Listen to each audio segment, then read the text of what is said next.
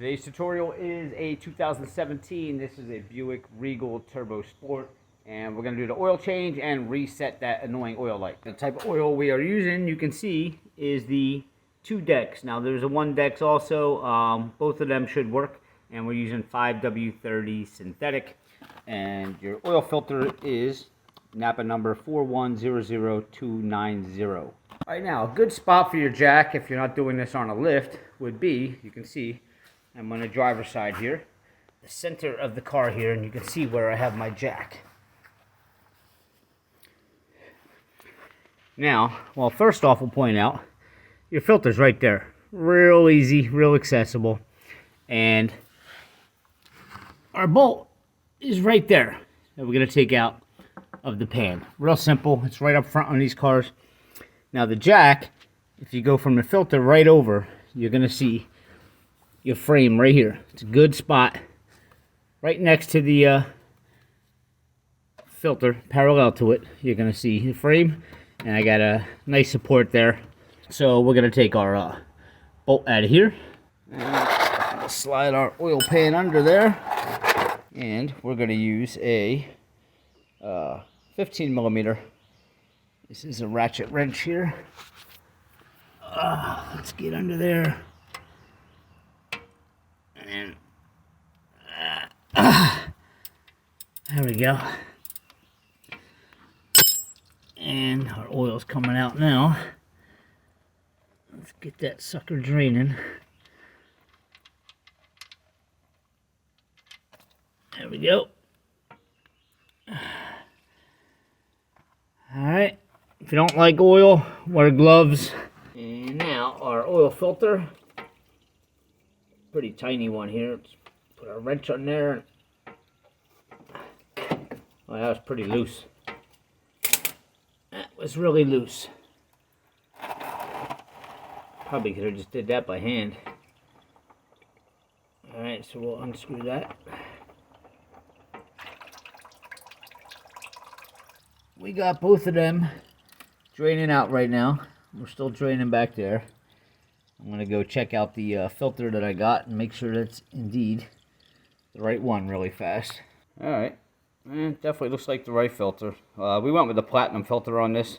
It's a much better filter. I definitely recommend it if you have a turbo one like this car does. And plus, it's a woman driver, so you definitely want to put the more heavier duty stuff in there. You know how them women drive. And the car actually calls for 5 quarts, but you never want to cut yourself short, so I ordered an extra quart just to be safe. But when we fill it up, I will give you the final verdict on how many quarts it takes. Alright, well, it's been about 5 minutes, and we're still dripping out of here. And we're going to let that drain more.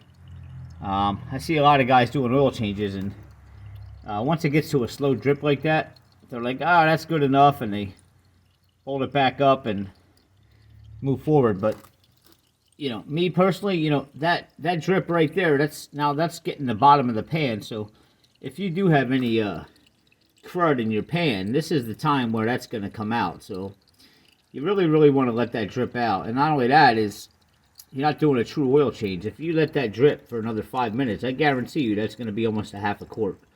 So by not letting that drain all the way out, you're still going to have a half a quart of contaminated oil in there. And another thing too is you definitely want to wipe this area clean. Okay, I also see a lot of guys, they drop the filter and they just throw the new one back on. But you know, what if there was dirt or sand or anything up here? You're just throwing it back on top, and that's, you're setting yourself up for that to leak. And last but not least, see how I have this sitting on like this?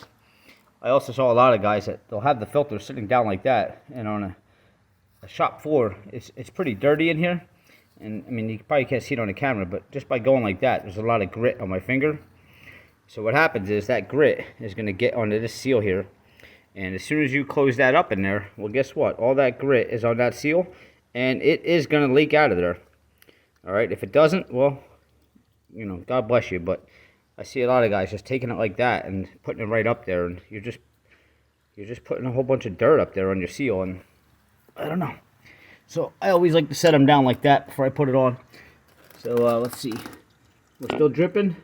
So we're going to wait 5 minutes And I'll wipe that off real fast, and then we'll bolt it back up and continue. So while we're waiting, we'll just take some clean oil, and a lot of people will just put the filter on and fill it up with oil, which is fine. I like to put a little bit in the filter. And then take this clean oil, not the dirty oil, like I also see a lot of guys doing. Take some clean oil. The reason I fill up the oil filter is because it kind of helps pressurize the system when you first start the car up. You don't have to do it, but this car is pretty easy because the filter goes straight up. On cars where the filter's on an angle, typically you'll spill some oil out if you fill it up, and you gotta wait till that burns off, and you're gonna smell oil. But this car was straight up and down. So fill it halfway up. Or you can fill it all the way up. Just be careful when you're screwing it on, you don't spill it. And it kind of helps the car pressurize itself immediately when you do that first dry start. We got our area all cleaned here. See that? Alright, and still dripping. See that? That's what I was proving my point there. If you let that drip for a few minutes, that's a significant amount of oil that you're really not changing. And when you go to a lot of those quick oil change places, I guarantee you, they don't let the car sit there and drip like that. They let that first dump come out where it comes out really heavy. And when it gets to like that, they just bolt it right back up and throw that filter back on and get you out. But that's the part right there that you really want to let that drip. It's called draining the swamp, politically speaking. All right, we're going to go ahead and put our filter back up there.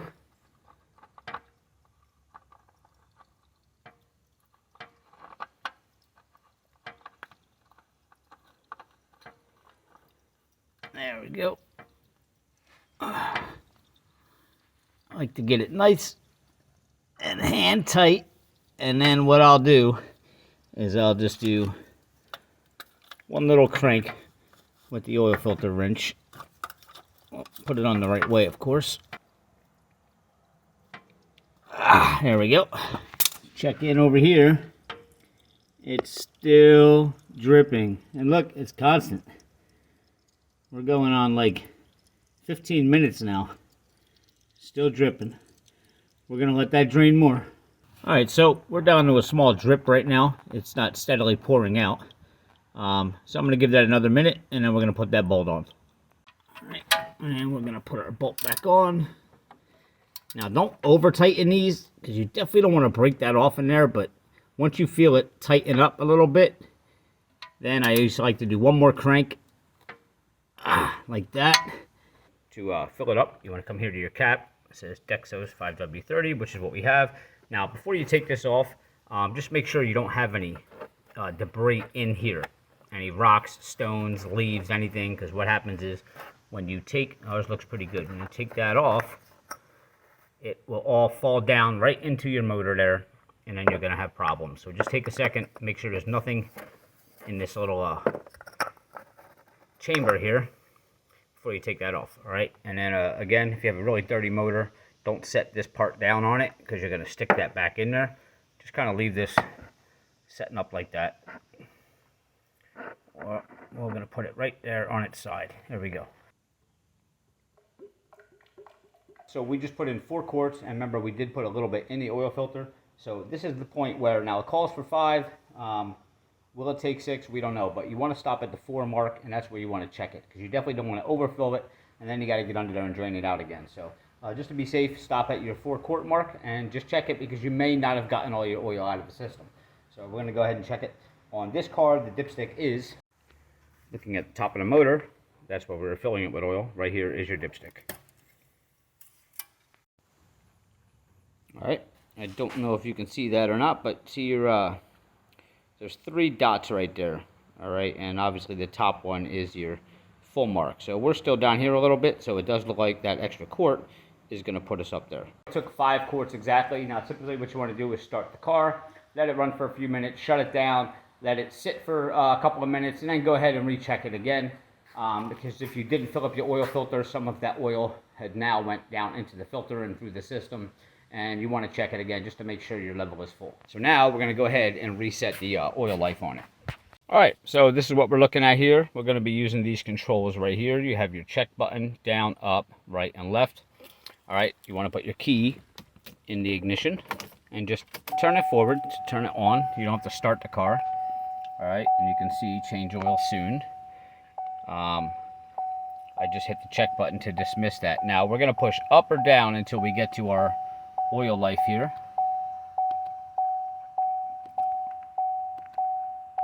All right, there's our oil life.